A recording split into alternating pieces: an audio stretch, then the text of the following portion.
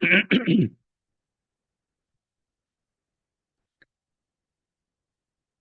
are at video number 0009, Crisis of Self-Identity. Human life is a journey of understanding who we truly are.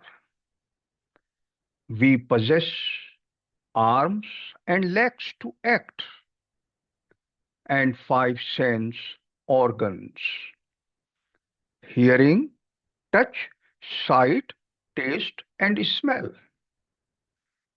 to perceive the world. These senses are higher than the limbs because they guide our actions by gathering information. The mind is higher than the senses, for it interprets what the senses perceive and creates thoughts, feelings, and desires.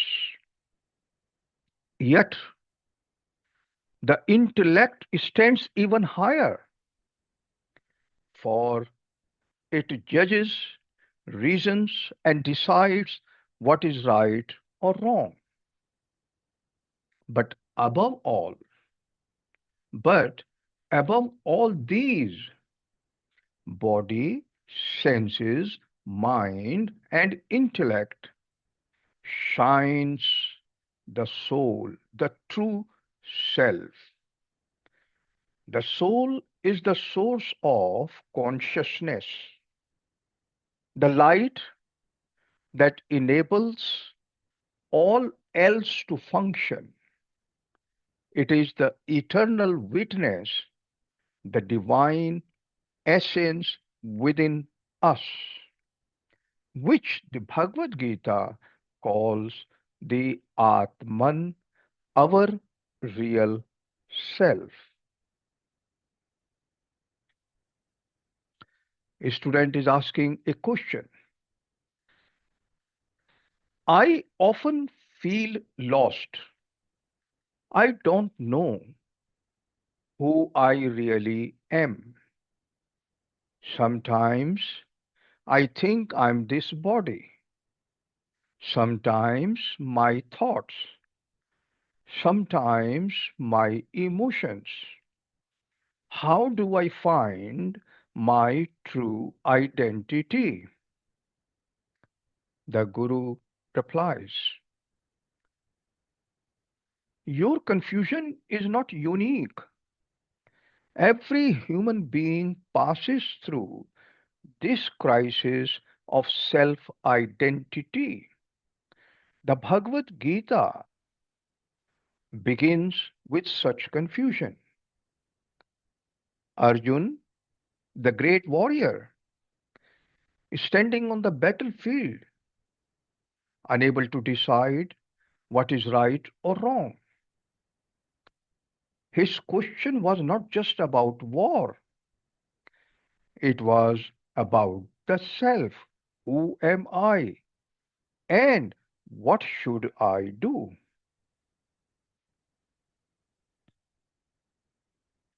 The student is asking another question. Yes, I want to understand. Please explain how we can know who we truly are. The Guru replies, first, look at the body, your arms, legs, and all organs of action. They serve you faithfully. You say, my hand hurts, not I am hurting as a hand. This shows that you are not the hand. Next, look at your senses: hearing, sight, taste, touch, and smell. These are more subtle. They help you experience the outer world. Yet, even they are not you. For you say, I hear, I see, I smell. The I that experiences is different from the senses. The student is asking another question. Then, am I the mind that uses these senses? The Guru replies, the mind is higher than the senses. It collects their reports, what you see, what you hear, and what you feel, and it reacts with emotions: love, anger, fear, desire. But even the mind is not you. You say, my mind is restless today. If the mind were truly you, who would observe its restlessness? There must be something deeper that witness the mind. The student is asking another question. Then perhaps I'm the intellect, the power that makes decisions and distinguishes right from wrong. The Guru replies, the intellect indeed stands higher than the mind. It is the light of discrimination, the power to say this is good, that is harmful. Yet, even the intellect is not your ultimate identity. Why? Because you can say, my judgment was wrong, or I changed my opinion. That means you are the observer, even of the intellect. So, there must be something still higher, that which sees the changes in body, senses, mind, and intellect, but itself never changes. The student is asking another question. What is that? The Guru replies, that is the soul, the Atman. It is the source of your consciousness. Without it, your body would be lifeless, your senses blind, your mind blank, your intellect useless.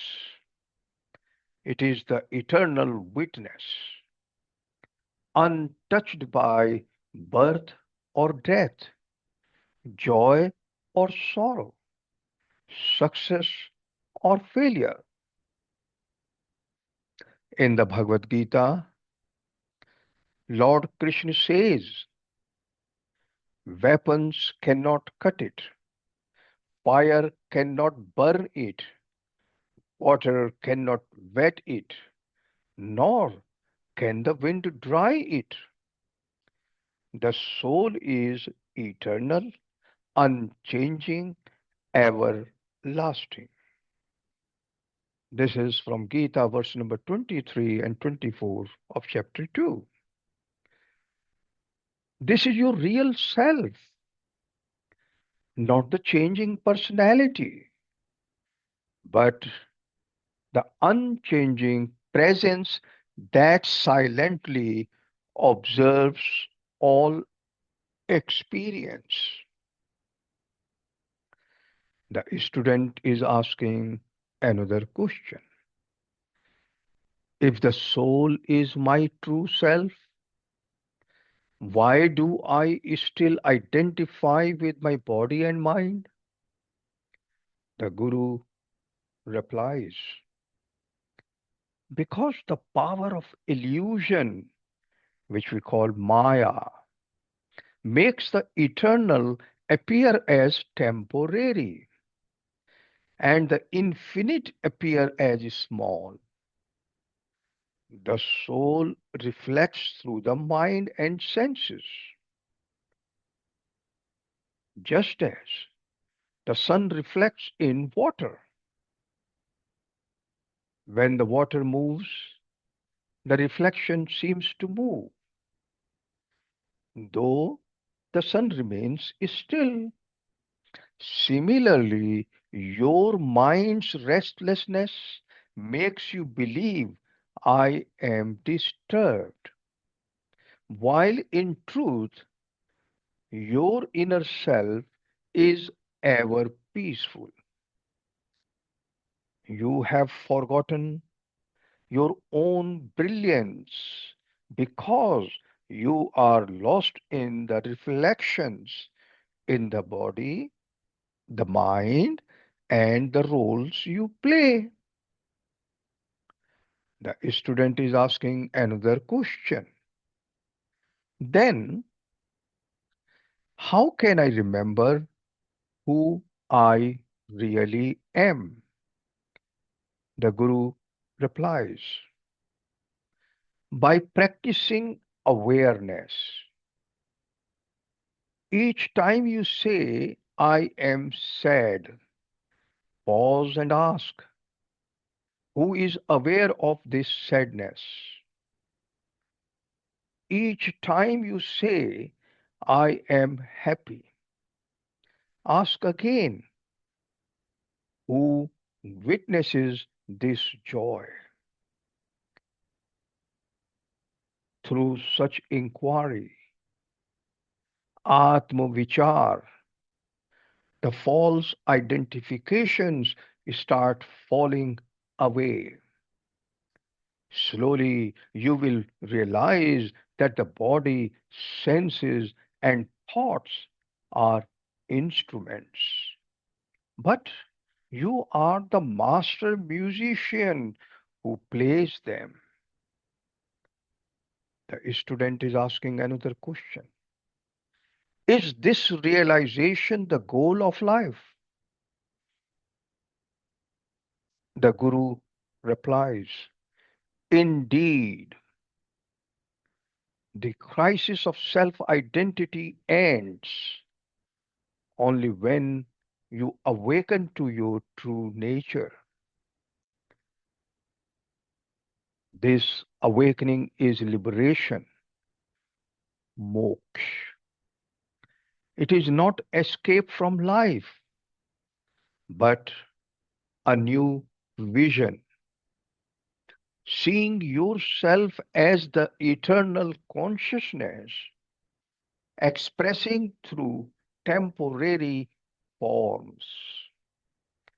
Then, whether you face success or failure, pleasure or pain, your inner peace remains unshaken, like a mountain amid winds. The student is asking another question. That sounds beautiful, but can an ordinary person really live with such awareness in daily life?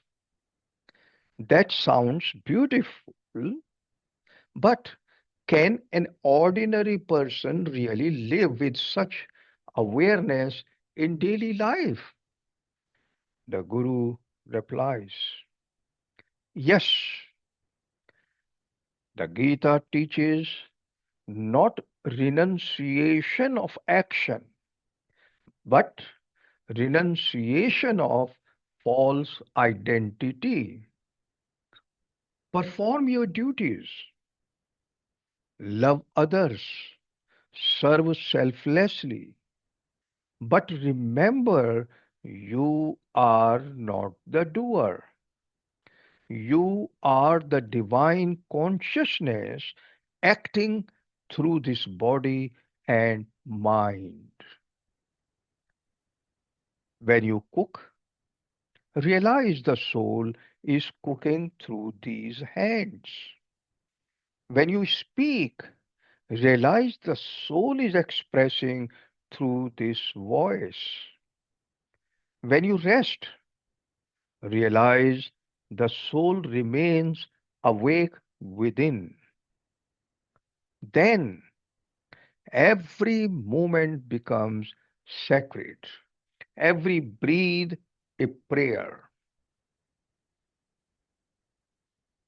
The student is asking another question. I feel peace just hearing this. Could you give me one simple thought to remember daily? The Guru replies, yes, remember this. I am not the body. I am not the mind. I am the eternal, peaceful, luminous self, the witness of all. When you hold this awareness, no crisis of identity can shake you again. You will live with dignity, clarity, and unshakable inner strength.